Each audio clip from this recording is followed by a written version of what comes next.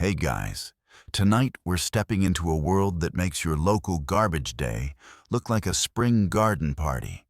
The air is damp, the cobblestones are slick, and you've just pulled your cloak tighter because you've spotted the glint of something suspicious in the gutter. It's not treasure. It's never treasure. Somewhere up above a shutter creaks open, and gravity takes care of the rest. You've got maybe 3 seconds to move. You probably won't survive this, at least not with clean boots.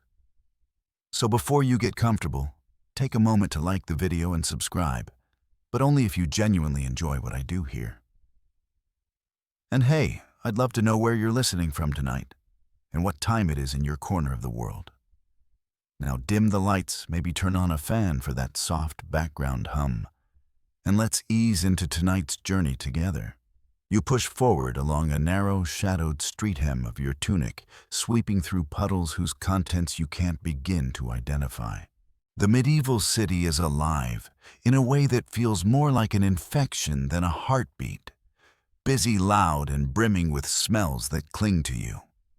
Waste management here is informal, to put it politely. Households pitch their scraps and night soil into the road because there is no organized sewage system, and the street doubles as drainage, dumping everything into the nearest stream. That same stream might just be the source of your drinking water tomorrow. If you're unlucky enough to live downhill, you inherit not only your own waste, but also your neighbors and possibly the entire upper districts. There's no official cleanup crew unless you count the rain, which politely redistributes filth rather than removing it. Historians still argue whether medieval cities were truly dirtier than ancient Rome, or whether the lack of monumental stone sewers just made the mess more obvious. You duck under a laundry line and immediately wish you hadn't looked up. The linens have a faint brownish tint. This is life without modern sanitation. Don't step in it is less of a warning and more of a futile mantra. And yes, if you're wondering, it can include human remains after certain plagues. That's not a joke. During the Black Death, burial systems couldn't keep up, and the streets became temporary holding grounds. The town authorities do occasionally make an effort. There might be bylaws against dumping waste during daylight hours, but enforcement is spotty at best. It's the medieval equivalent of "please don't litter" signs ignored unless someone important complains.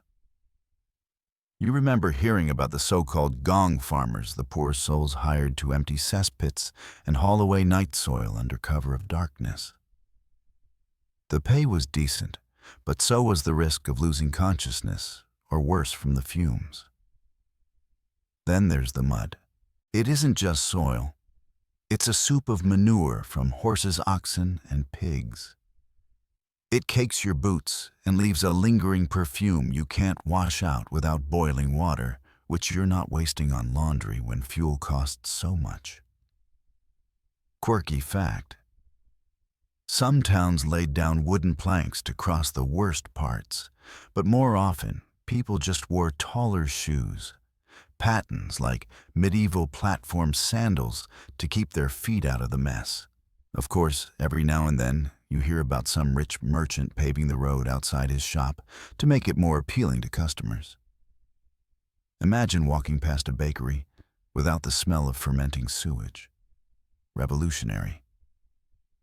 But those little stretches of cobblestone just highlight the misery of the rest of the street. Your senses adjust, though humans are disturbingly adaptable. After a while, you stop gagging at the smell and start noticing patterns.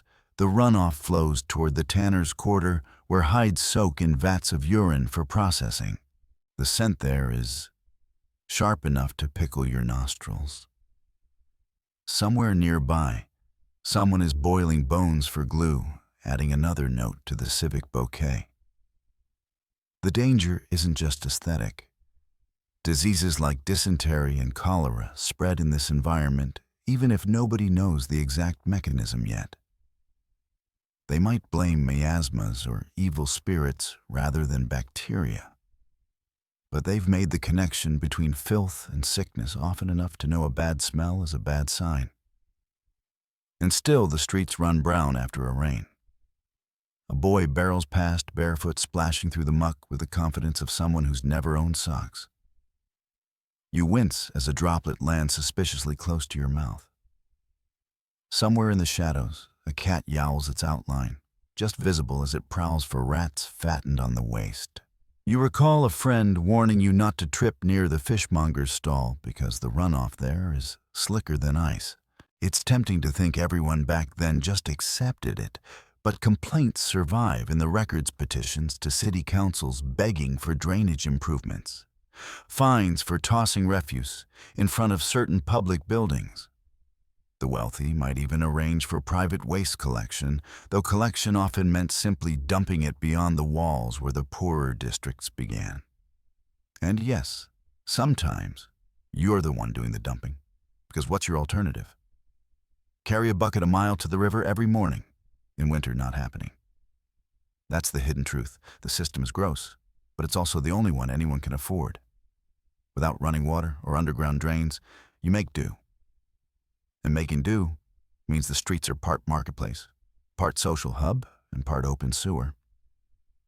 You pause at a corner, leaning away from a suspicious dark streak trickling down from an upstairs window. Above, a woman shouts a cheerful "Gardy-loo," the traditional warning before dumping a chamber pot. You sidestep just in time, your heart racing. Congratulations, you've survived another 5 minutes in a medieval city without wearing someone else's breakfast. But the day is young and the streets are long. You've been hearing it for a while now, that faint, persistent skittering under the boards, the rustle behind the stacked firewood, the sudden squeak just as you're about to fall asleep. You tell yourself it's just the wind, but the wind doesn't chew through a sack of barley in one night. No, you're living above the real rulers of the medieval city, the rats. They're not shy about their domain. In daylight, you might see one dart across the alley, tail trailing like a whip. At night, though, they're bolder, climbing along beams and scampering over rooftops as if they own the place. Which, let's be honest, they kinda do. The streets are their buffet grain, spilled from cart scraps thrown from kitchens. And yes, the less savory detritus we just trudged through back in those open sewers. Historians still argue whether the black rat or the brown rat was more dominant in certain periods of medieval Europe. What's not debated is that whichever species held the crown, they thrived in human settlements. They slipped in with merchant ships hid in cargo and multiplied with the kind of enthusiasm that makes you wonder if they've been reading romantic poetry under the moonlight. The quirky bit rats weren't always seen purely as pests. Some medieval households kept them for sport, rat baiting, where dogs were set against captured rodents in a grim form of entertainment. And in some folk tales, rats were seen as omens either of impending disaster or of unexpected fortune, depending on who you asked and how many had just run past your door. You lean against the wall of a narrow lane and look down only to see a drainage channel writhing with movement. It's like the cobblestones themselves are breathing. The rats flow like water bodies, slick from the damp whiskers, twitching in search of food. You keep still because in numbers like this, you're outmatched. Their tiny claws click against stone, and one bold individual pauses to stare at you, unblinking. Disease is the shadow that follows them. You've heard whispers about a terrible sickness carried by fleas living on the rats, how in some towns, whole streets fell silent in a week. Of course, no one here knows about Yersinia pestis, the bacterium that causes plague, but they've seen enough to be wary. They burn bedding, they flee to the countryside, and they pray. Because what else can they do? Still, the rats always return.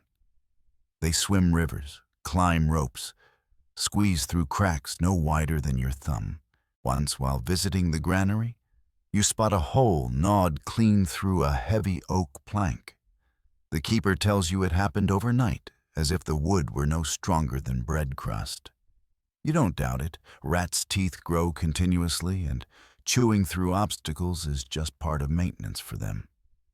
There's a strange moment of mutual tolerance, though. You throw a chicken bone into the gutter, and within seconds, a small brown head appears to drag it away. Part of you almost admires the efficiency. You remember hearing that in some parts of the world, people have trained rats to sniff out buried grain or even detect certain smells for rudimentary security. But here, the relationship is simpler. They eat, you try to keep what's yours, and sometimes you lose.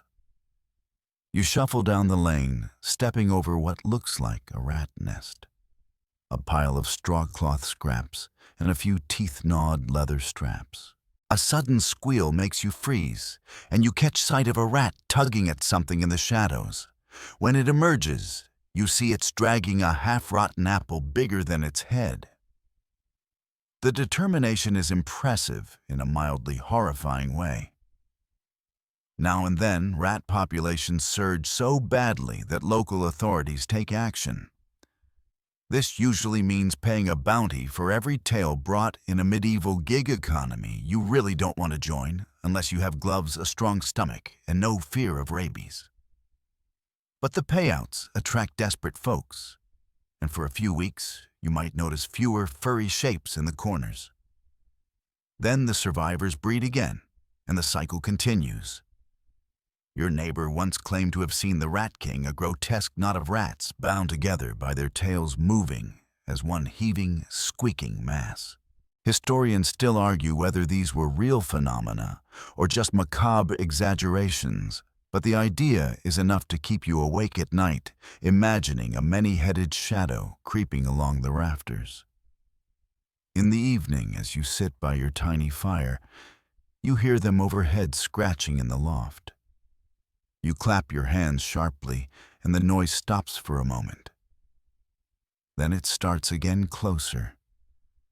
You could get a cat, of course, but even the most efficient mouser can only hold back the tide. And besides, cats themselves are a double-edged sword, beloved in some towns, accused of witchcraft in others. The truth is, the rats are as much a part of this city as the market square or the church bells. You learn to live with them, to store your grain in suspended barrels, to plug holes with stones, to sleep with a blanket tucked tight around your feet. You get used to brushing crumbs from the table directly into the fire, because leaving them out is basically sending a dinner invitation.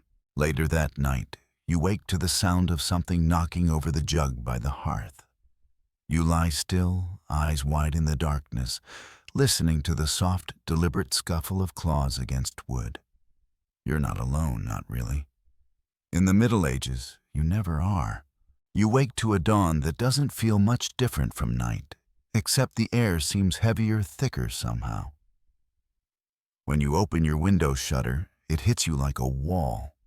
The unmistakable tang of tannery vats, mingled with the smoke of damp firewood, and something sweet in the worst possible way, like meat left out in the sun. Welcome to breathing in the Middle Ages. The first thing you notice is that breathing feels like work. There's no clean division between indoor and outdoor air. Inside your room, smoke from last night's fire still hangs in the rafters. Outside, the haze from countless hearths and workshops mingles with fog, turning every sunbeam into a dirty shaft of light. If the street filth is a danger to your boots, the air is a hazard to your lungs. Historians still argue whether the average medieval city was more polluted than modern urban centers, but standing here, eyes-watering, you'd be forgiven for voting yes. Every trade has its own unique way of perfuming the neighborhood. The tanners soak hides in urine and ground up dog droppings before stretching them to dry a scent so pungent it could strip the color from your tunic. The blacksmith's forge belches coal smoke, which drifts lazily down the lane to mingle with the fishmonger's wares. Today's catch still twitching yesterday's catch, quietly decomposing behind the stall. You start walking, trying to find a breeze. No luck. The air in these cramped streets is stubborn. You pass the candlemaker's shop where fat boils in huge kettles. The scent is heavy, greasy, almost meaty. Mixed with it is the sharp bite of lye from the soap maker next door, whose cauldrons are fed with ashes and animal fat. If you were hoping for something floral, the only petals here are pressed into church garlands. A quirky fact you once overheard at the market: in some towns, public proclamations warned people not to burn certain materials like damp straw or green wood because of the choking smoke. These rules were mostly ignored, especially in winter when the priority was simply staying warm.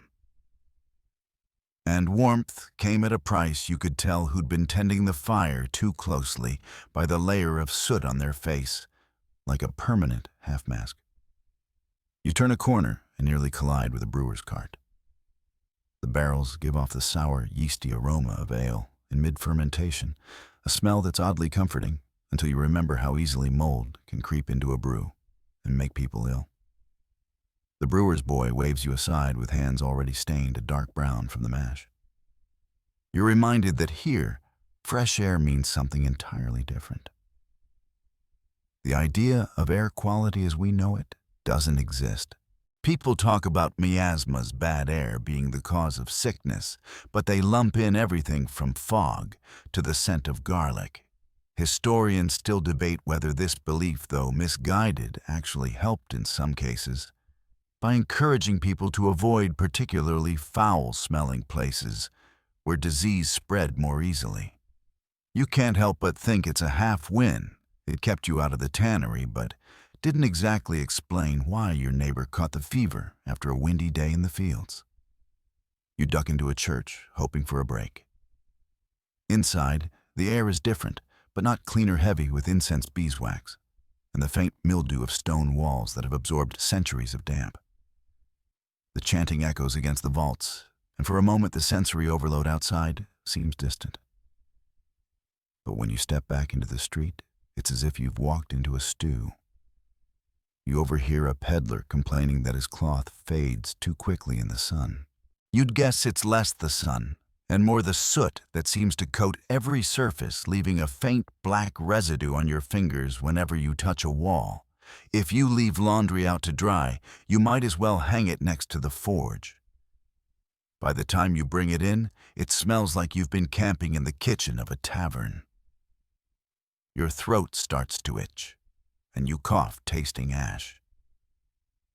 You wonder if anyone here has ever known what it feels like to take a truly deep, clean breath. The elderly have a particular cough-dry hacking persistent that people joke about but secretly fear. They call it chimney lungs, and it follows them like a shadow. At the far end of the lane, a group of children chase each other through the haze, unfazed. You remember being like that once, before you notice the way the air changes with the time of day, the way certain wind directions bring the smell of the slaughterhouse, or how rain just turns the soot into streaks on your face. By midday, the sun burns through a patch of cloud, but it only illuminates the particles floating in the air, shimmering like dust motes in a beam of light. You breathe in, and you know they're in you now, settling deep where no one can see. That's the quiet danger. No scream, no sudden collapse, just a slow, invisible erosion. Somewhere, a cartwheel squeaks, a pot clangs, and a dog barks. You keep walking the city, breathing with you into you, and you realize here the air is not something you take, it's something that takes from you. The market is alive with color noise and the smell of a dozen competing aromas, some delicious, some deeply suspicious. You drift between stalls, drawn by the sight of fresh bread piled high, glistening fish laid on beds of damp rushes, and bright clusters of apples shining in the autumn sun. It all looks tempting until you remember the silent gamble behind every bite. In the Middle Ages, eating is less about enjoyment and more about survival, though not in the way you might hope. Your stomach growls, and you head toward the bread seller. She hands you a loaf still warm from the oven, It smells wholesome enough, but you've learned to look closely. The crust hides what might be lurking inside ergot, a fungus that grows on rye in damp seasons, producing toxins that can cause hallucinations, convulsions, and if you're really unlucky, death. Historians still argue whether outbreaks of St. Anthony's fire, a burning sensation in the limbs, were entirely caused by ergot poisoning, or whether other factors played a role. Either way, you've heard stories of whole villages stumbling through fields raving at visions only they could see. You break off a piece and chew slowly, watching the fishmonger across the way. He's selling pike and eels pulled from the river just this morning, or so he claims. A closer look reveals that some have clouded eyes and a faint odor of rot. There's no ice here, no refrigeration beyond the cool shade of the stall, and fish starts to turn the moment it's caught. Still, someone will buy it before the day ends because hunger is a powerful persuader. A quirky fact you've picked up from gossip: some people believe that heavily spiced food is a sign of wealth and sophistication. In truth, the spices often mask the flavor of meat that's past its prime. Cinnamon, cloves, and pepper can make almost anything palatable. Almost. You once had a feast at a neighbor's house where the venison stew tasted like perfume and regret. Moving along, you pause at the dairy woman's cart. Her soft cheese is wrapped in cloth, and she's swatting flies with a twig broom. You know better than to eat it without cooking. Milk spoils fast here, and more than one person has spent a night doubled over after indulging in fresh cream. Yet, cheese, butter, and curds are daily staples, so people take the risk. You notice a man selling pies, the crusts golden and inviting. You've learned not to ask too many questions about the filling. Pigeon, rabbit, rat. The boundaries blur especially for poorer bakers who need to stretch every scrap of meat. There's even a rumor that during sieges, when food is scarce, some pies hold things you'd rather not picture. You remind yourself you're only here for the apples. The temptation to eat fresh greens is strong, but salads aren't a common feature here. Leafy vegetables wilt quickly, and raw produce often carries whatever the river or the fertilized field gifted it, which, as we've seen, is rarely good news. You think of the wealthy merchants who can afford exotic dried fruits and imported almonds, luxuries that arrive with caravans and ships. The rest of the town makes do with what grows nearby, when it grows at all. You pick up an apple and feel for soft spots. This one's firm, its skin a mottled red and yellow. The vendor smiles, revealing teeth stained from years of chewing betel leaf, a habit brought back by sailors from far-off ports. He insists it's from the orchard just outside the walls. You bite in, tasting sweetness and the faint tang of soil. For now, it's safe. Food safety, as you understand it, is a matter of luck, instinct, and habit. People trust their noses and their stomachs more than rules because there are few rules to follow. Spoiled food isn't always thrown away. It might be fed to animals or recooked into stews boiled with herbs until the flavor, or at least the smell, improves. You recall one winter where you ate the same pot of stew for a week each day, adding new scraps and more water until it was more memory than meal. Historians still debate just how aware medieval people were of foodborne illness. Some records show attempts at regulation laws about selling fish that's sweet, meaning fresh, or bread that meets a certain weight, but enforcement is inconsistent. A seller caught cheating might be fined, shamed in the stocks, or banned from the market for a time. But with so many mouths to feed and no way to preserve everything, the risk never goes away. You step back from the bustle, watching the market swirl with buyers and sellers. Somewhere, a child is licking honey off a stick, oblivious to the wasp hovering near. A butcher slams his cleaver into a side of mutton, the blade ringing against bone. A cart trundles past with sacks of grain. And you can't help but think about the rats you met earlier, waiting for the moment one bursts. Hunger gnaws even in abundance. You tuck the apple into your pouch, deciding to save it for later. Around here, every meal is a gamble, and you've just played your turn. Your mouth is dry, your apple is long gone, and the smoky air has left a film on your tongue that tastes like fireplace and regret. You eye the nearest town well, the way a gambler eyes a rigged dice cup, hopeful but also aware the house usually wins. The rope creaks, the bucket rises, and a frog blinks up at you like a tiny green bouncer deciding whether you're on the list. You're parched, but you've learned that in this world, thirst and caution travel together. It seems simple water is life. Yet here water is also biography gossip and a little bit of horror fiction. What you draw up from a well depends on where the runoff has been. Remember those open sewers we waded through? Gravity is very diligent. The privy pits you politely pretended not to notice behind houses, the tanner's vats you could smell with your eyes, the animal pens where pigs audition for most chaotic creature. All of that can percolate toward the water table. You listen for the old superstition that a coin tossed in the well keeps it sweet. Nice try, but microbes don't take bribes. You might turn instead to ale, weak small beer brewed to be drunk like a daily beverage. It's not that everyone is stumbling around tipsy at breakfast. Small beer is low in alcohol and crucially boiled during brewing, which kills a lot of what would make you sick. Monasteries perfect this routine brew for guests, a brew for laborers, brew for the poor who queue at the gate with jugs and gratitude. A mainstream fact to cling to while you sip. Many European towns had quality controls for ale and wine, with officials empowered to dump bad batches or fine dishonest sellers. In England, they're called ale conners, and they become local celebrities for an extremely undignified reason. Here's your quirky tidbit. One traditional test allegedly involved leather breeches, a bench, and a puddle of fresh ale. The ale conner would sit in the spill. If the seat stuck to his breeches after a set time, the sugar was high enough and the brew passed. Yes, the job description was basically professional sitter.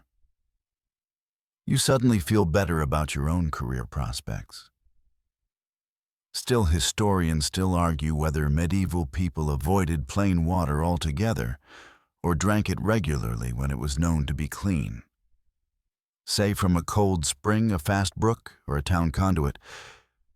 The blanket myth that medieval folks only drank beer doesn't quite hold. What holds is pragmatism. If the stream runs clear and upstream, neighbors aren't tanning hides or washing fleeces in it, you drink. If the well is shallow and the neighborhood cesspit is deep, you go find something brewed, boiled, or blessed. You step back from the well and drift toward a public fountain, one of the stone conduits that prosperous towns sometimes built. London's great conduit, you've heard, funneled spring water into the city from miles away in the 14th century. The water doesn't taste like cloves or smoke, which is already a win. Housewives fill pails. A baker splashes his arms. A child dunks a wooden cup with impeccable timing, just as the constable glances away. You take a sip and try not to imagine the last time the basin was scrubbed. Laughter light joke number 1. If cleanliness is next to godliness, this basin is still waiting for its introductory handshake. Wine if you can afford it, or if your region grows. Grapes offers another liquid strategy. It's often watered down for daily meals, and while that doesn't sterilize anything by magic acidity and alcohol, tilt the odds in your favor. You swirl a watered red in a wooden cup. It tastes like sour cherries and oak and a little like barrel. Imported wine can be adulterated with resin or herbs, which sounds fancy until you realize resin is a polite word for pine tree in your mouth. You nod, savoring like someone pretending to understand a complicated board game. The baker still dusted in flour like a ghost of breakfast. Past mentions a neighbor who swears by posset warm milk curdled with ale or wine as a safer filling drink when water seems iffy. You weigh the risk of dairy in summer and file posset under maybe after frost. Meanwhile, children run about with cups of small beer and no one blinks. Better a dozy toddler than a dysentery diary entry. You remember the fishmonger's stall and think about rivers again. Moving water stands a chance. Slow water hoards secrets. Mill ponds look serene, but their edges breed more than dragonflies.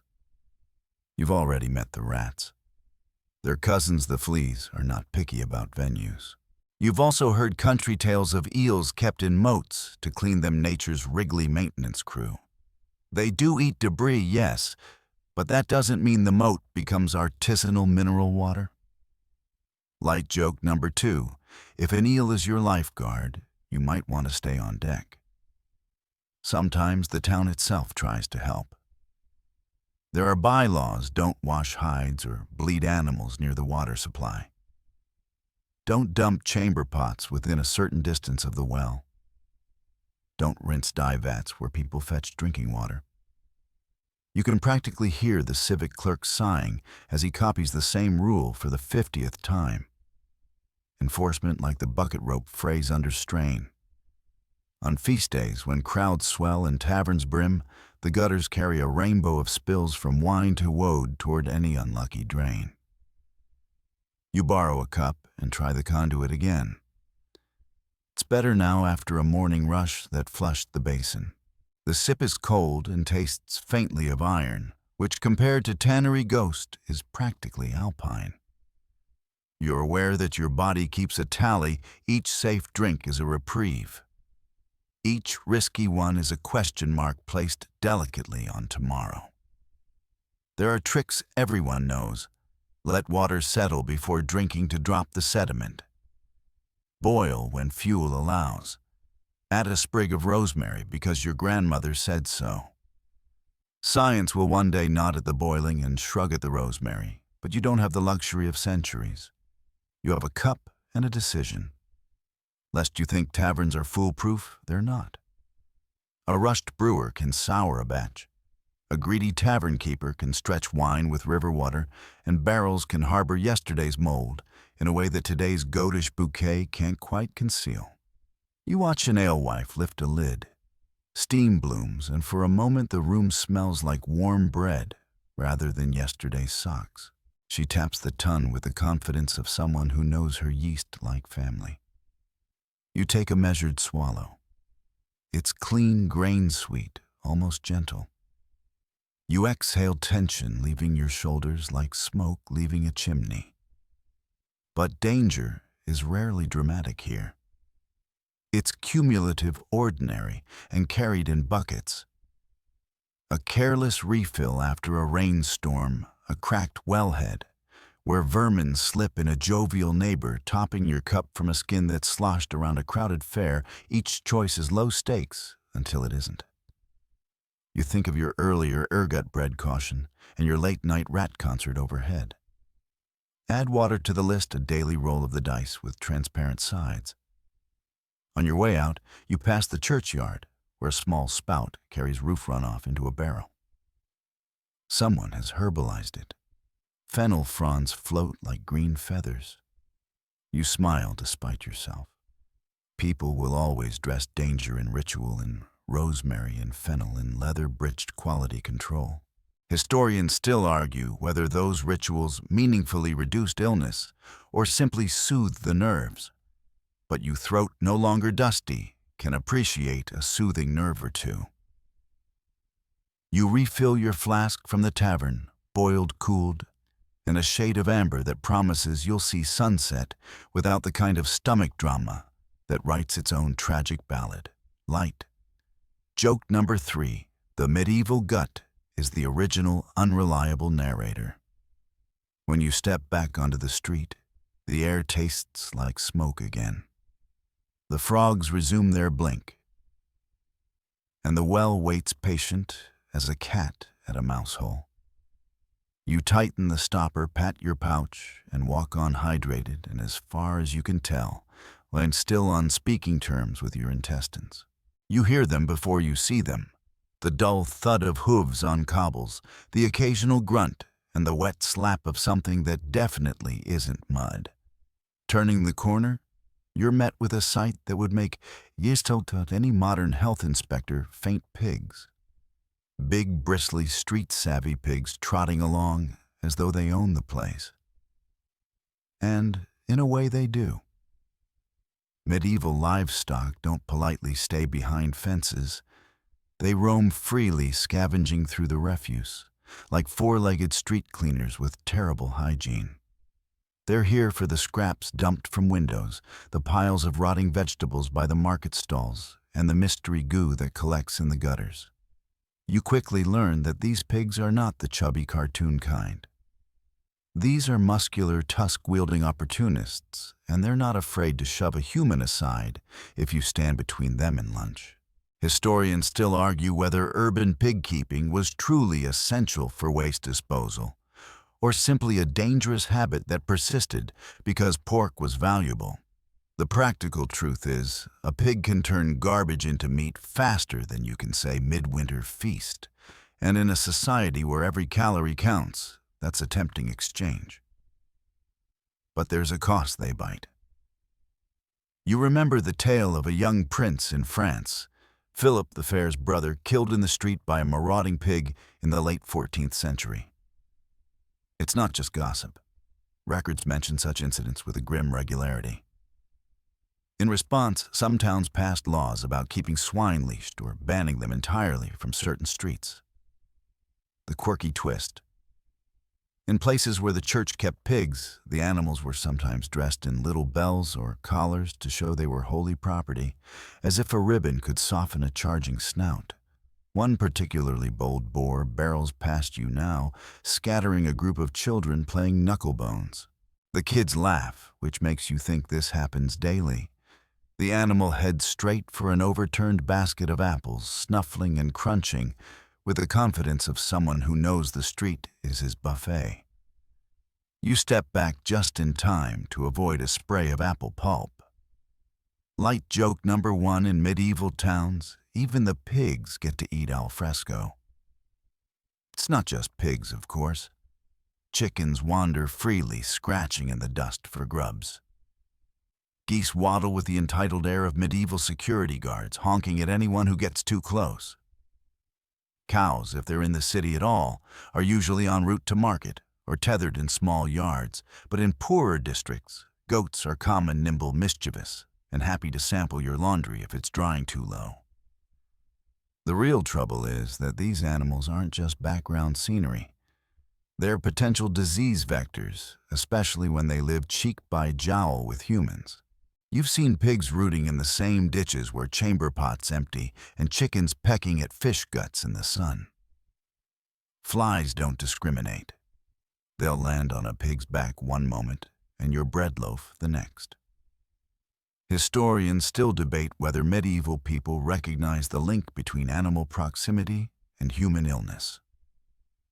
They certainly noticed that livestock could taint food or water, but explanations leaned toward the mystical bad luck, divine displeasure, rather than bacterial contamination. Whatever the reasoning, the reality is that you live in a shared ecosystem, and not everyone in it respects personal space. You try to skirt around a knot of pigs rooting noisily near a tanner's shop. The smell is spectacular, an unholy blend of animal musk and tanning chemicals. The tanner yells half-heartedly at the pigs, but they ignore him. He shrugs and goes back to his hides. You can't help but note the irony. The creatures he'll one day turn into leather are right now trampling his workspace. A quirky fact you overheard at the tavern in some medieval towns. Pigs that caused serious injury could be put on trial just like humans. Witnesses would be called, the charges read aloud, and if found guilty, the pig might be executed publicly, often dressed in human clothes for the occasion. Whether you see it as justice or absurdity depends on how you feel about a hog in a tunic. Passing into a quieter lane, you spot a smaller piglet tangled in a laundry line. A woman emerges from her doorway, scolding it in the same tone you might use for a neighbor's wayward child. She unhooks it, gives it a swat, and sends it squealing down the lane. You wonder if she'll be eating that pig in 6 months, or if it will still be here causing trouble in the spring. You think back to the phrase domesticated animal and realize how different it feels here. These creatures aren't pets in the modern sense. They're resources investments, sometimes nuisances, sometimes dinner. But they're also just there, part of the street, part of your day. You dodge them as instinctively as you dodge cartwheels and chamber pot splashes. Even so, you can't help but notice a certain rough charm in the way people and animals weave around each other. A goose chases a boy who laughs and throws it a crust. A woman milks her goat in the shade while gossiping with a neighbor. A pig sprawls in the sun like he owns the lane. It's chaos, but it's a kind of order, to a medieval choreography where everyone knows their steps, even if those steps occasionally involve being nudged into a gutter by a half-ton hog. And as you move on, you keep one eye on the ground and one on the street ahead. Because here survival isn't just about avoiding plague or famine. It's about making sure you don't get bowled over by livestock with absolutely nothing to lose. Your hands are already sore and it's barely past dawn. The hammer handle has left a groove in your palm. Your back twinges every time you bend, and there's a faint taste of metal in your mouth from breathing in the dust. Work in the Middle Ages isn't just tiring, it's a slow duel between your body and your livelihood, and you both know who's going to win in the end. Today you're in the smithy, though it could be any number of trades. The forge roars, heat licking your face, sparks snapping like angry wasps. You swing the hammer again, feeling the vibration shoot up your arm. There are no earplugs here, no protective goggles, just a thin layer of soot, and the vague hope that you'll still be able to hear your grandchildren when they speak, if you live that long. Historians still argue whether medieval tradesmen were more prone to injury than laborers in early industrial factories, but standing here you'd place your money on yes. One misjudged swing can crush a thumb. A moment's distraction near the bellows can set a sleeve alight. And blacksmithing is almost luxurious compared to mining, where you inhale rock dust by the lungful and risk a tunnel collapse every time you step inside. You once worked with a mason for a week, hauling stone up rickety scaffolds. The pay was better, but the risk was worse. One slip, and you'd be a memory before you hit the ground. Even carpentry, supposedly safer, offers its own little collection of perils: splintered hands, infected cuts, and the occasional argument with a wayward saw. Light joke number 1 here. Measure twice, cut once often applies to fingers. Apprenticeship is the path into most trades, and that means starting young often before your body is ready for the strain. You remember a boy in the tanner's shop, barely 12, stirring hides in vats so strong they'd burn the hair off your knuckles in seconds. He coughed constantly, eyes watering from the fumes, but it was either that or nothing. Families needed every set of hands, no matter how small. The quirky thing is, some trades carry hidden hazards you'd never guess.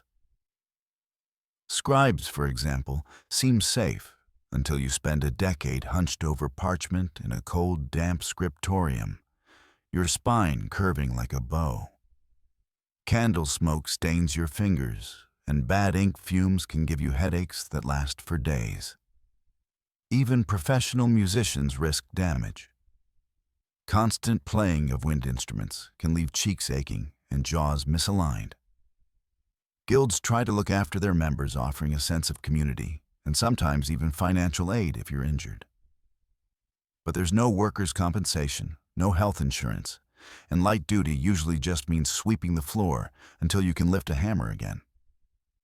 Historians still debate how protective guild regulations really were.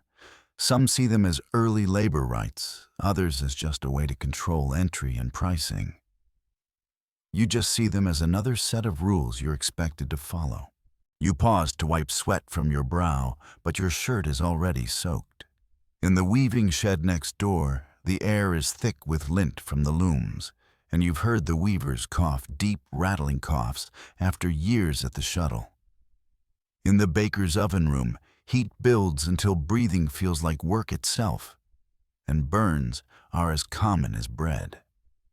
Everyone has their scars, the fishmonger's sliced thumb, the mason's twisted ankle, the dyer's stained hands from working with woad and madder. Some hazards are odder. There's the glassblower, whose eyebrows never quite grew back after a furnace flare.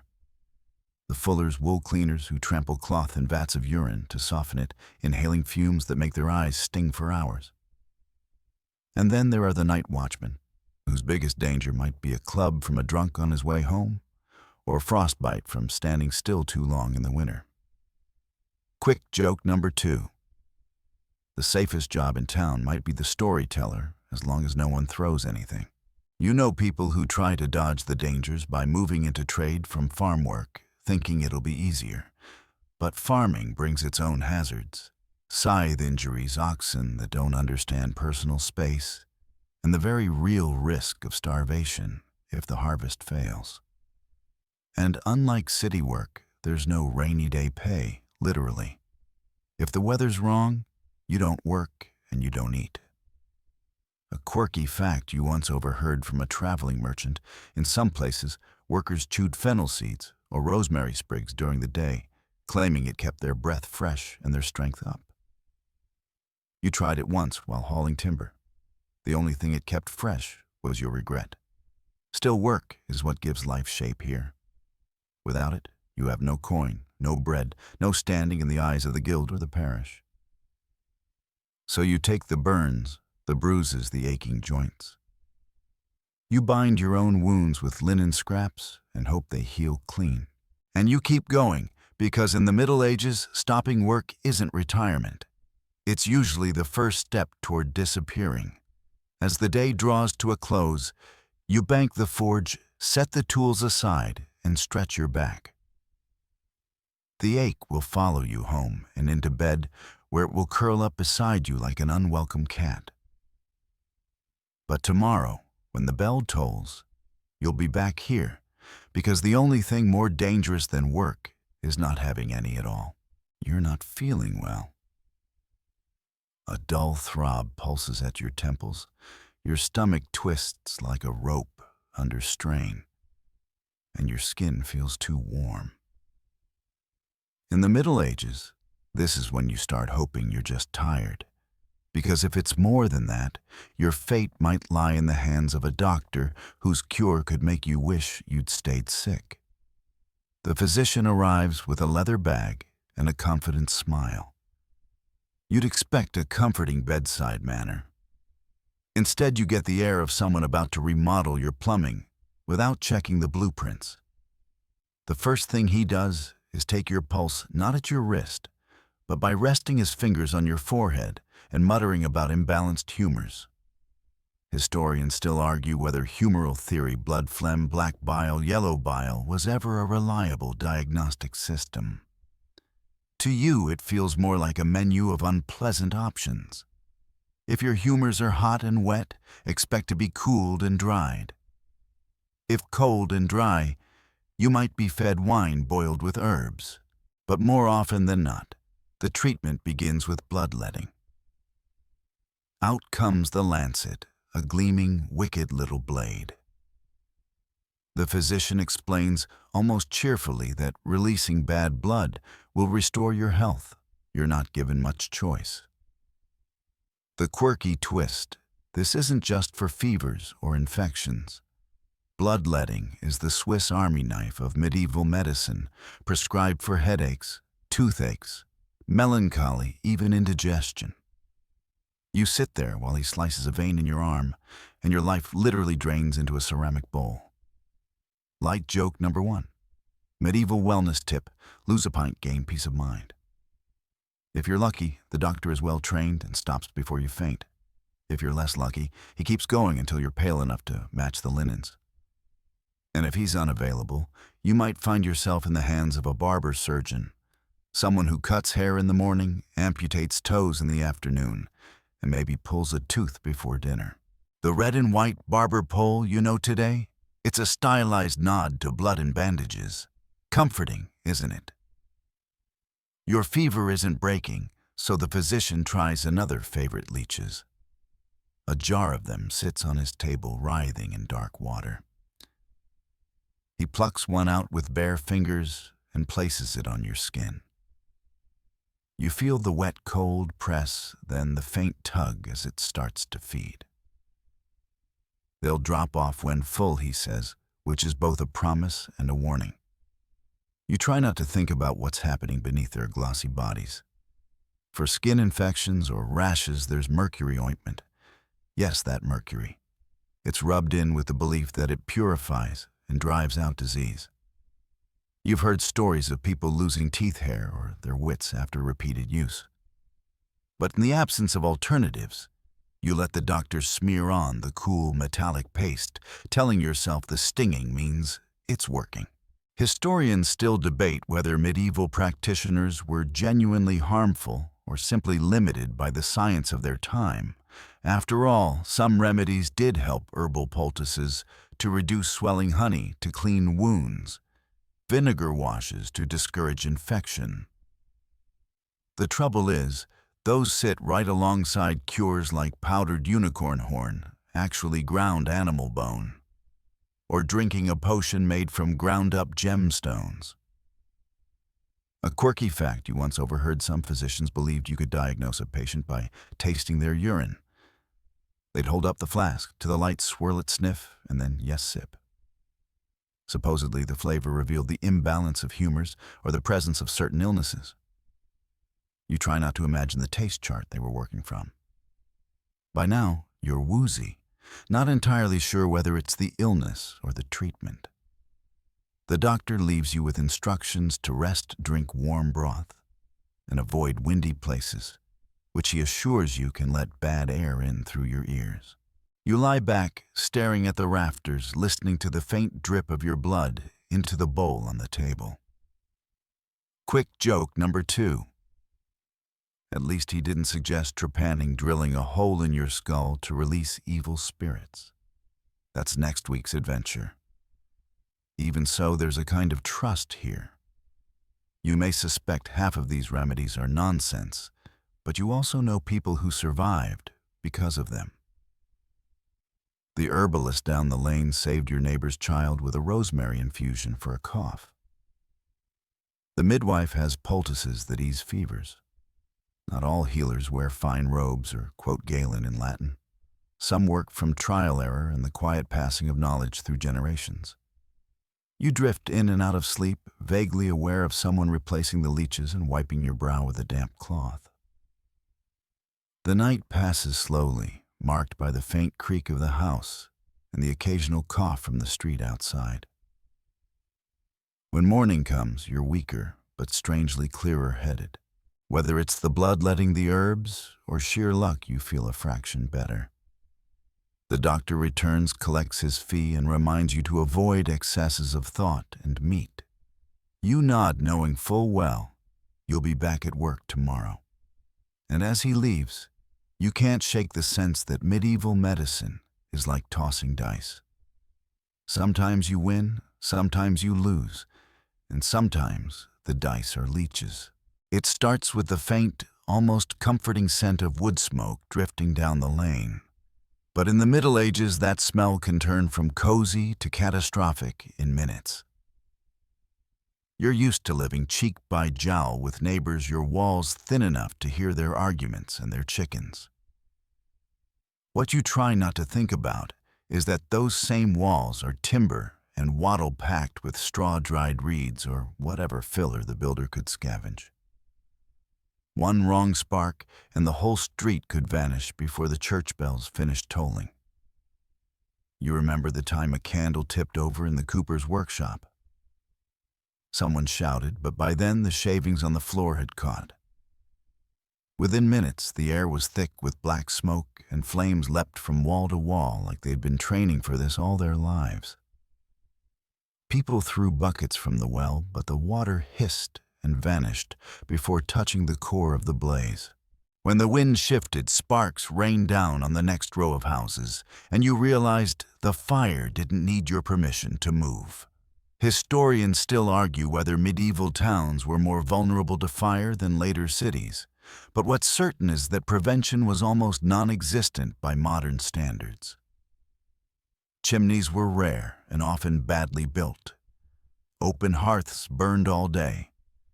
Cooking was done over naked flames in cramped spaces. Add to that the fact that roofs were often thatched, and you've got a recipe for disaster. Thatched roofs don't just burn, they erupt, sending glowing embers into the night sky, like tiny fire messengers carrying bad news to your neighbors. There are rules, of course.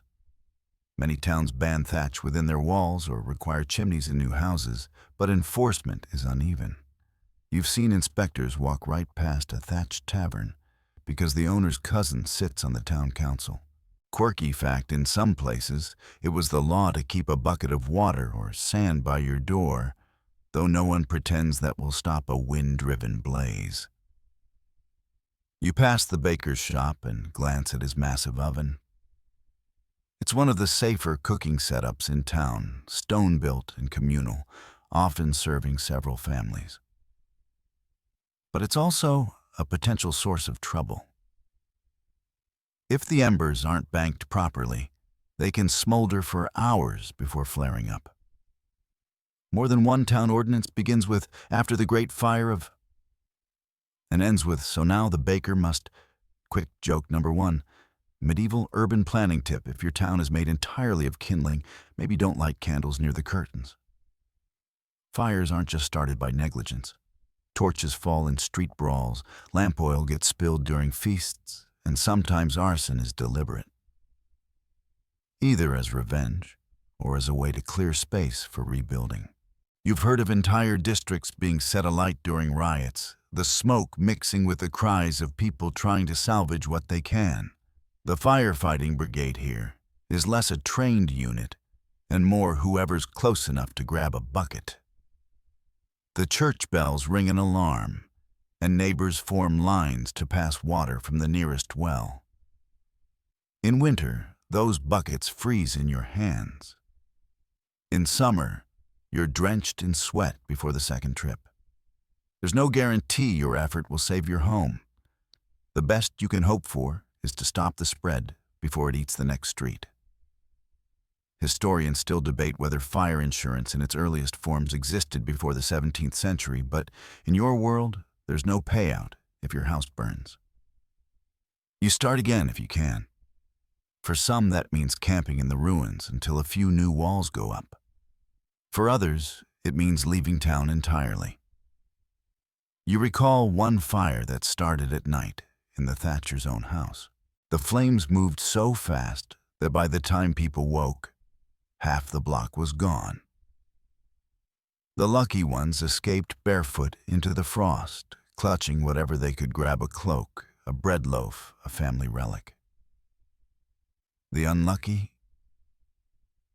You try not to remember their silhouettes in the glow. Quirky tidbit: some wealthier townsfolk kept leather fire buckets and long hooks for pulling down burning thatch. Others hung wet blankets over their doors in a desperate attempt to keep sparks from entering. You've done both, and while they help you still sleep lighter than you'd like, ears pricked for the sound of shouting in the street. Quick joke number 2 on the bright side: if your least favorite neighbor's place burns down first, at least you get a head start on packing. Even the smell of an ordinary hearth fire can set your pulse racing after you've seen a blaze take hold. Tonight, as you settle in, you bank your own fire, carefully spreading the embers flat and tucking them under ash. You check the shutters to keep stray sparks from blowing out. And still, as you lie in bed, you imagine that faint red glow behind your eyelids and wonder if you'd hear the bells in time. Because here, fire is more than a tool, it's a constant house guest. Warm, useful, and quietly waiting for the moment you forget it's there. The pantry is nearly bare. A few onions in the corner, their skins papery and brittle. A jar of honey with crystals forming at the bottom. Half a loaf of bread you've been rationing for days. You stare at it, wondering if this is the week you start chewing slower just to trick your stomach. In the Middle Ages, hunger is not an occasional inconvenience. It's a shadow that follows you through every season, sometimes close, sometimes far, but never gone. The bad years begin quietly. Maybe the spring rains come late, or the summer heat burns the grain before it's ripe. Maybe locusts arrive, chewing through everything green in a day. Or maybe war interrupts the supply lines, and the grain you counted on from a neighboring region just doesn't arrive. You still see bread in the market at first, but the price climbs so fast, you start measuring it in how many days' wages you'll have to spend. Historians still argue whether famine was more often the result of natural disasters or political mismanagement. The truth is, it's usually both. A poor harvest might be survivable if the Lord opens his granaries, if merchants can bring in food, if the weather improves next year. But if tolls rise, if hoarding begins, if rumors of shortage spark panic, the thin thread holding your food supply together can snap. You remember the lean month 2 winters ago when the stew pot was mostly water and turnip peels. People grew quiet, their faces pale and drawn. Even the tavern kept shorter hours because no one could afford ale. A quirky fact, if you can call it that, is that in some regions people ate bread made from ground-up acorns or chestnuts in famine years. It filled the belly, but came with a bitter taste that lingered for hours. The livestock feel it too. Chickens stop laying cows, give less milk, and pigs, if they're not slaughtered, grow meaner as they compete for scraps. You've seen a goat knock over a child to get at a handful of cabbage leaves. Everyone watches their stores with the same wary eyes, knowing the difference between having enough and almost enough is only a few cold nights. You walk through the market now and see the signs. The bread loaves are smaller, the cheese rounds cut thinner. Merchants keep their sacks of grain close hands, hovering protectively over the scales. People glance at each other in a way that's less neighborly and more calculating, wondering who might still have something hidden away. Light joke #1 medieval neighborhood watch. Mostly just everyone counting everyone else's chickens. Historians still debate how often famine led to open unrest versus quiet endurance.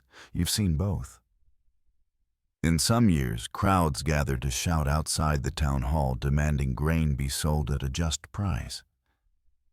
In others, people simply sell what they own to buy food, clothes, tools, even the roof beams from their own houses. The hunger dulls their voices, replacing anger with a slow, resigned determination to make it through the next sunrise. You think of the rural villages beyond the walls. In a famine year, their isolation can be deadly. A failed harvest there doesn't just mean less to eat.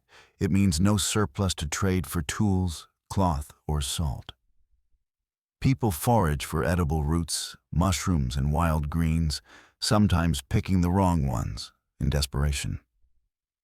A story still circulates about a family who boiled poisonous hemlock leaves, mistaking them for parsley. The quirky reality is that certain foods once considered poor man's fare become prized in famine.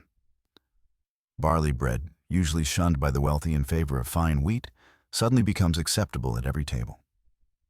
Pottage, a stew of whatever you can find, becomes the universal meal, thickened with beans one day, thinned with nettles the next. When things get truly bad, you see the toll in the streets. Children with hollow cheeks, adults who move slower like their bones are heavier. Even the gossip changes. Instead of talking about weddings or trades, people speculate on which merchant's cart might be worth following out of town. And sometimes hunger turns dangerous, not in a riot, but in quiet thefts. A missing loaf here, a vanished chicken there. Quick joke number 2. You learn to sleep light not because of fire, but because bread has legs in a famine year. The church steps in when it can. Monasteries might distribute bread, towns might organize almsgiving days. But charity has limits, especially when the donors are also stretching their own stores. More than one sermon warns that hunger is a test of faith, comforting in theory, less so. When your belly growls through the homily, if the weather changes, if the rains come in time, the cycle can break.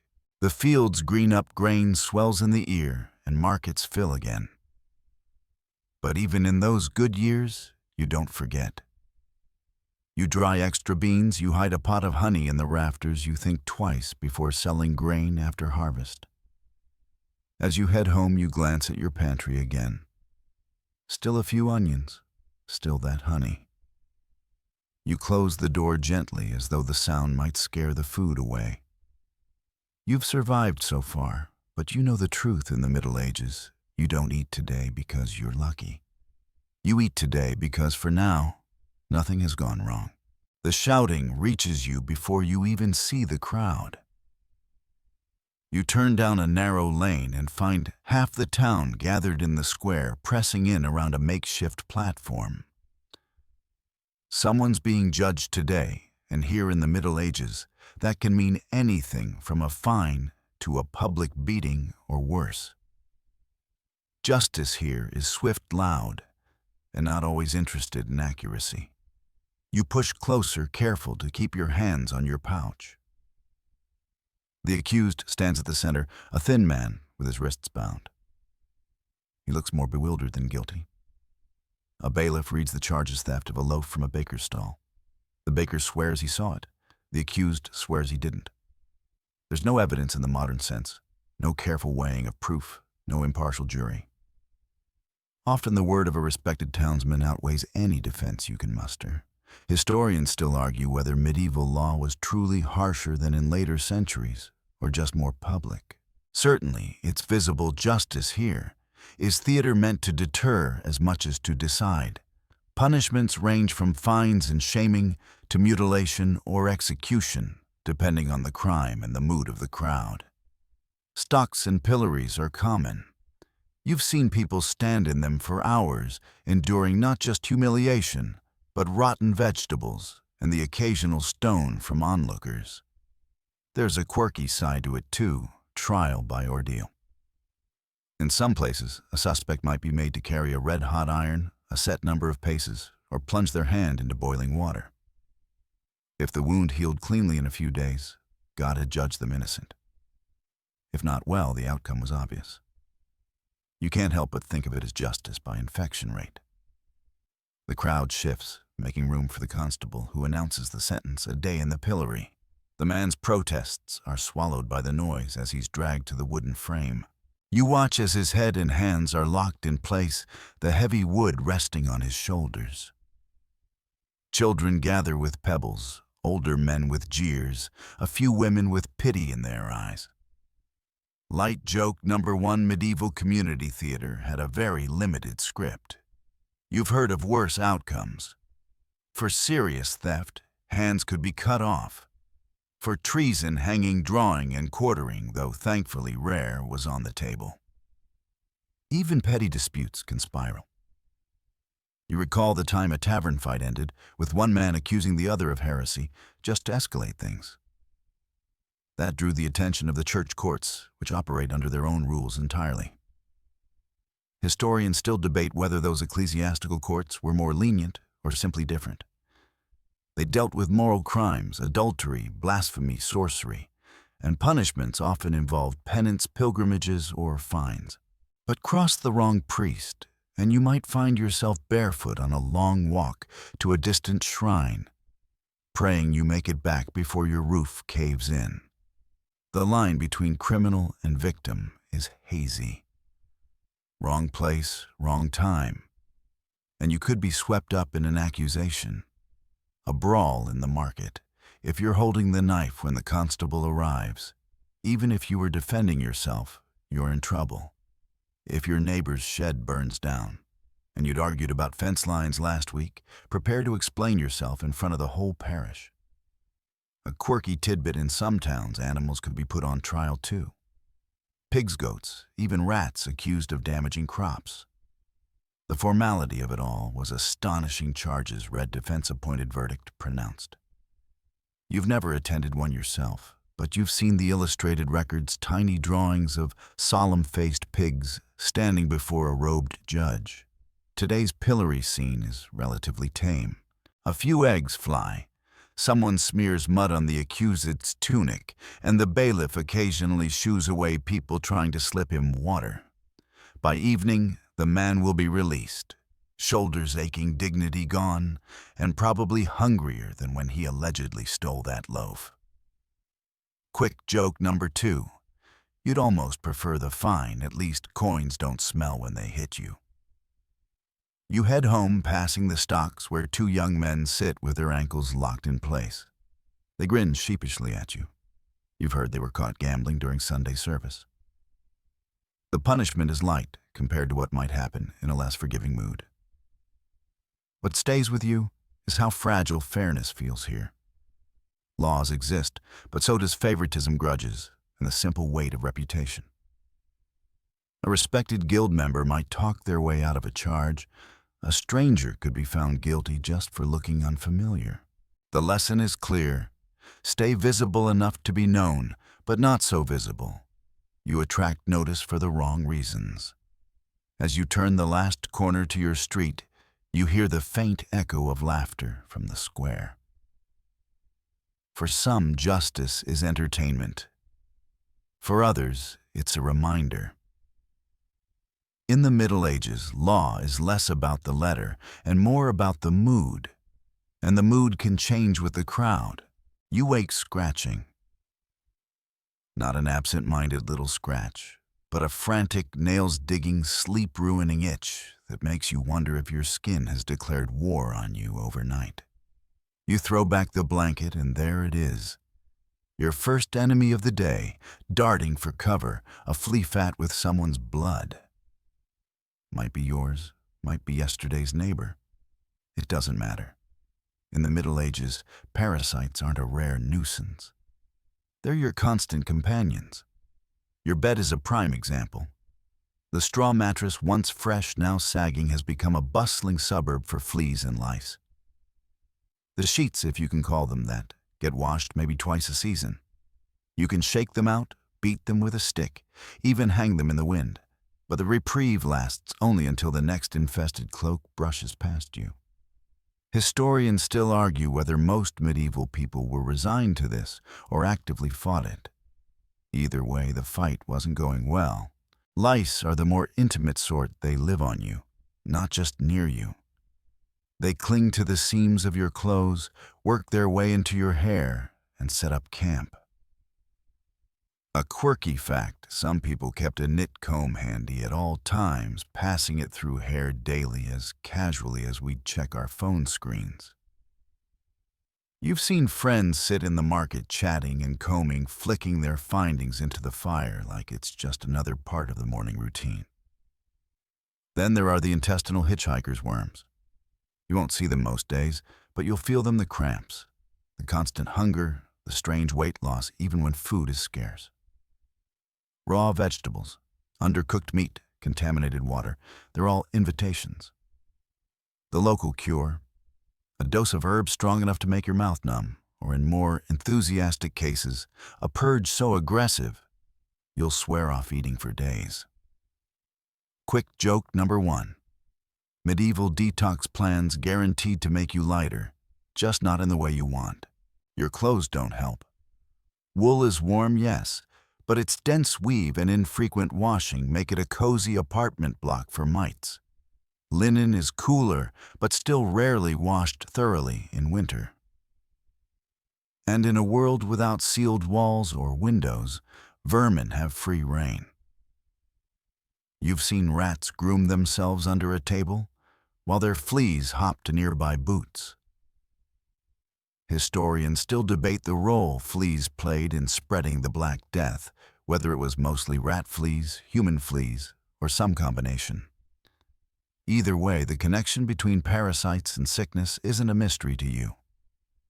You might not have a microscope, but you've seen enough outbreaks to notice that lice-ridden households often end up fever-ridden soon after. A quirky tidbit: in some monasteries, it was common to read aloud while the brothers searched each other for lice, a sort of community grooming session. The idea was to keep the mind occupied while the fingers did their work. You imagine the awkward silence when someone found a particularly big one. There's no privacy in parasite control either. Your neighbor once walked right up, plucked a louse from your collar, crushed it between her thumbnails, and went on chatting without pause. Children learn early to sit still while an older sibling methodically inspects their scalp. It's not gross here, it's maintenance. Bed bugs are less common, but infinitely worse. They leave angry welts and lines along your arms and legs, and they hide so deep in the mattress seams that no amount of shaking will flush them all out. The best trick you've heard is to drag the mattress into full sun and hope the heat drives them to the surface. Then you can beat them with a stick, satisfying but temporary. Quick joke number 2, here sleep tight, really means good luck with the eviction notice to your bedmates. Washing yourself helps, but public bathhouses are hit or miss. They're social spaces, yes, but they're also prime swapping grounds for the things you're trying to avoid. The steam feels wonderful, and you come out smelling of rosemary water, but if the benches weren't scrubbed, you might be carrying home new guests under your fresh shirt. You try a preventative today, sprinkling dried lavender in your bedding. Some swear by it, others say it's just a nice smell layered over the scratching. Still, you'll try anything. You tuck sprigs between the mattress and sheet, imagining a perfumed fortress. Tonight will tell whether lavender truly deters, or if it just gives your fleas a floral backdrop for dinner. Even the animals contribute. The pigs you dodge in the street, the goats leaning over walls, the chickens dust bathing in the road all have their own fleas and mites, and they're generous sharers. Cats and dogs, when you see them, are usually as infested as the humans they follow. In the end, you live with them the way you live with the rats in the granary or the smoke in the streets, constantly begrudgingly with bursts of small victories. A knit comb that comes away clean a week without scratching a night when you wake because of a noise in the alley instead of a bite on your ankle. You settle back onto your mattress feeling the faint crunch of lavender stems beneath you. You know it's not over. It never is. In the Middle Ages, the smallest threats are often the most loyal companions. The bells start at dawn, low, heavy, rolling through the streets like waves. They're calling you to Mass, to confession, to a reminder that every step you take is being watched by both your neighbors and God. In the Middle Ages, religion isn't something you do on Sundays. It's the wallpaper of your entire life, stitched into the rhythm of every day. And it's not all comfort. The same church that feeds you in famine also keeps you in quiet terror of what comes after death. You pass the chapel on your way to the market, slipping through a knot of parishioners clustered by the door. Inside, the air is thick with incense, and the flicker of candles plays across painted saints staring down with unreadable eyes. You kneel, murmur a prayer, and feel both a strange peace and a flicker of guilt. Because here there's always something to confess. Maybe you missed Mass last week. Maybe you cursed under your breath when the baker shorted you a loaf. Maybe you just thought about something you shouldn't have.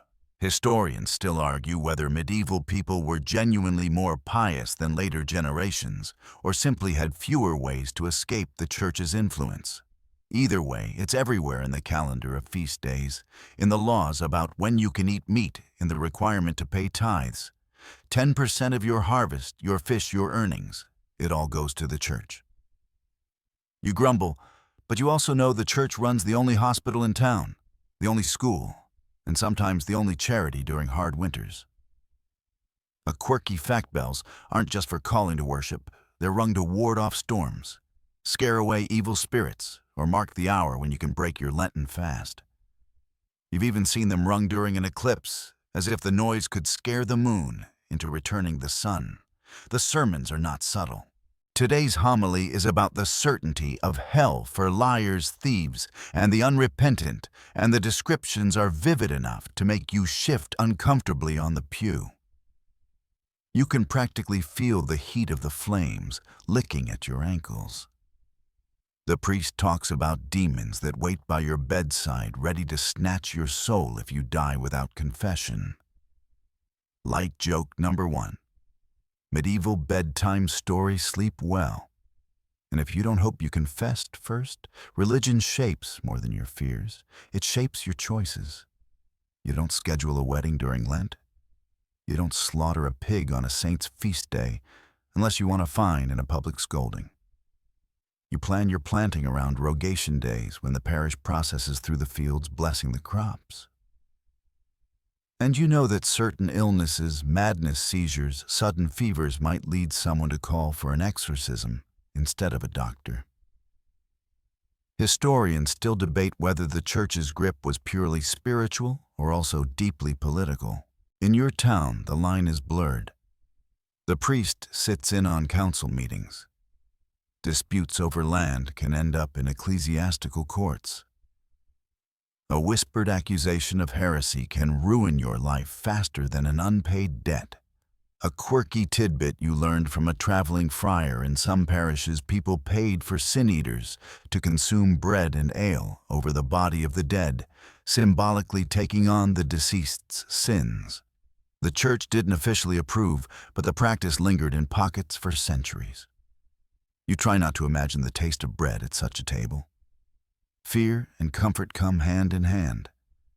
The church tells you the plague is God's punishment, but it also offers blessings, processions, and relics said to protect the faithful.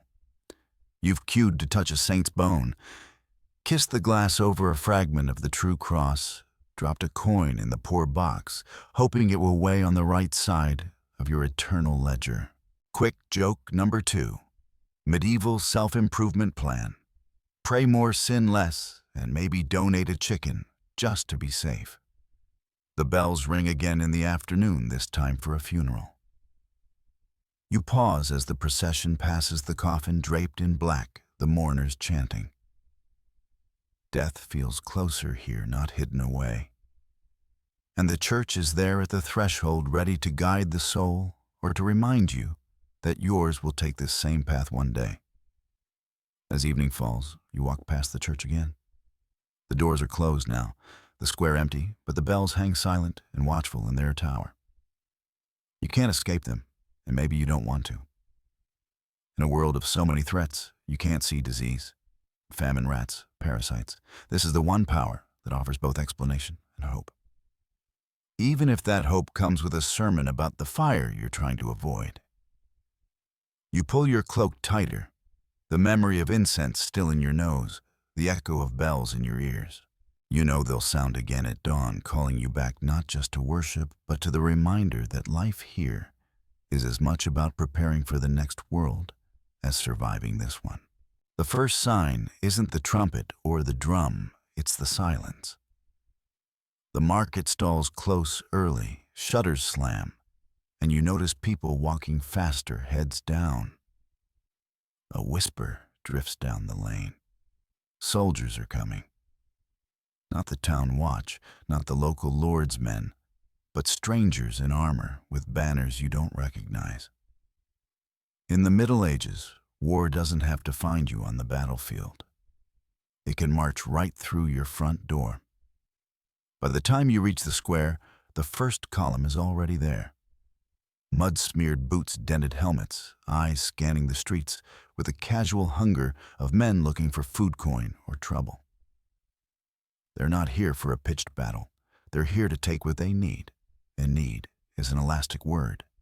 You've seen it before, wagons filled with grain doors kicked in for billeting. Anything not nailed down claimed in the name of whichever noble's name they shout. Historians still argue whether medieval armies were better disciplined than their later counterparts, but on the civilian end, It rarely feels disciplined. If the soldiers aren't paid or paid poorly, they take their wages in livestock bread or jewelry. And if their commander turns a blind eye, they'll take more than that. You try to melt into a doorway as a group passes, but one spots you and calls out. You hand over the bread you bought that morning without argument. Better bread than blood.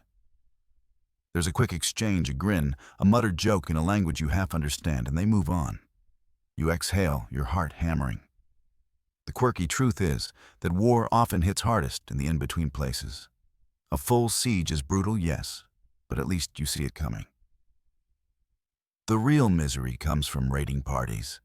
Small groups sent to burn fields, cut supply lines, and leave just enough destruction to weaken the enemy. You've heard of villages reduced to ash overnight, their wells fouled, their orchards hacked down. Sieges bring their own brand of dread. You remember one from your childhood when the gates closed and the world shrank to the space inside the walls. Food grew scarce. Water had to be rationed. People ate rats, then leather, well, you stop that memory before it reaches the end. Disease ran through the cramped quarters faster than any arrow. Light joke number 1.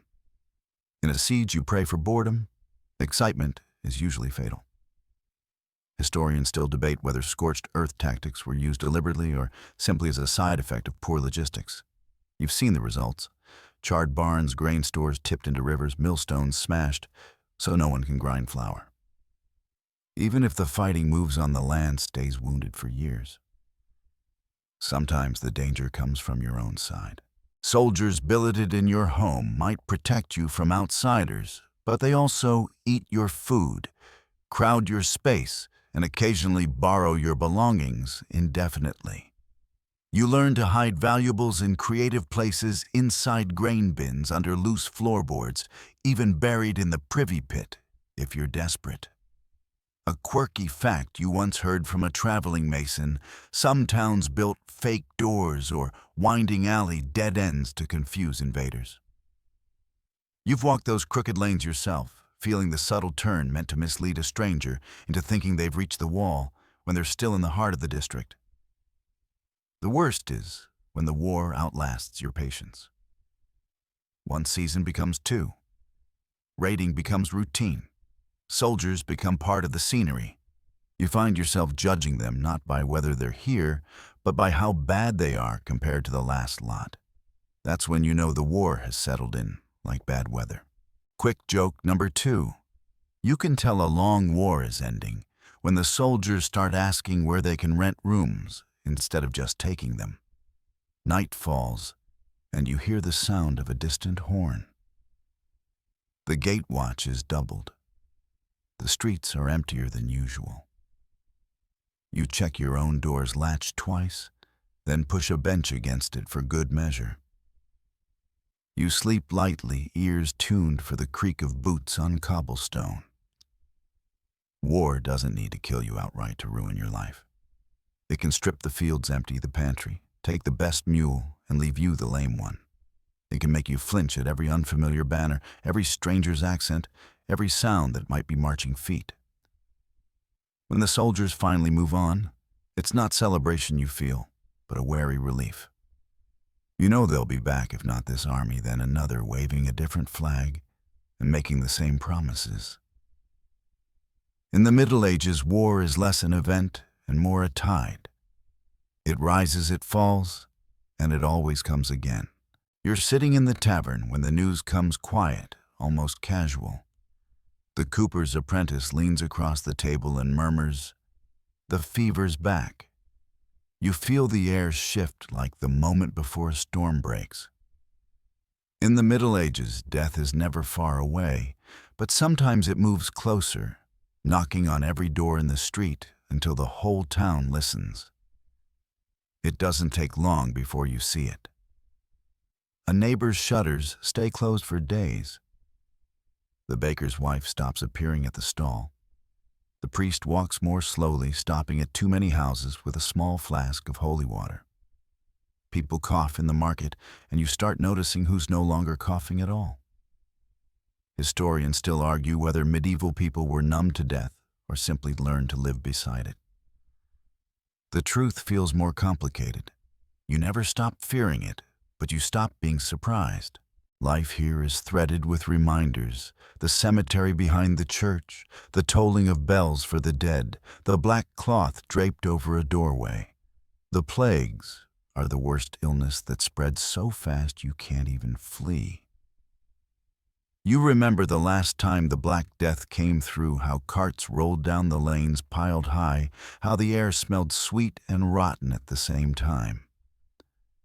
People marked their doors with chalk crosses, hoping for divine mercy, but mostly it was a way for the living to warn each other.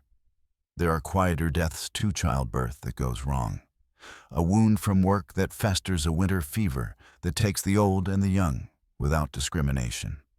A quirky fact: some towns kept a bell specifically for plague burials, rung in a slow, deliberate rhythm that made the hairs on your arms rise. You've heard it in your dreams, even when the danger has passed. The church teaches you that death is a passage, but it's also an economy. Grave plots are paid for coffins, built candles bought for vigils. The richer you are, the more masses can be said for your soul. The poor rely on the prayers of neighbors. You've carried bodies to the cemetery yourself, wrapped in nothing more than a winding cloth, lowering them into shallow graves, because the ground is too hard to dig deep in winter. Quick joke number 1: in the Middle Ages, forever home could mean either a cozy cottage or a hole in the churchyard. Superstition mixes with ritual. Some families place coins over the eyes of the dead. Others tie the jaw shut with a strip of linen so the mouth won't gape. In plague years, graves are dug in long trenches and names blur together in the parish records. You've seen markers carved only with a cross because no one could keep up with the chiseling. Historians still debate how much people feared the afterlife compared to the act of dying itself. You suspect it depends on the day. Some die quietly, surrounded by family. Others go quickly without warning. Either way, the uncertainty is a constant undercurrent. You never quite know if the next ache or cough is just fatigue or the start of your own final story. Children learn early.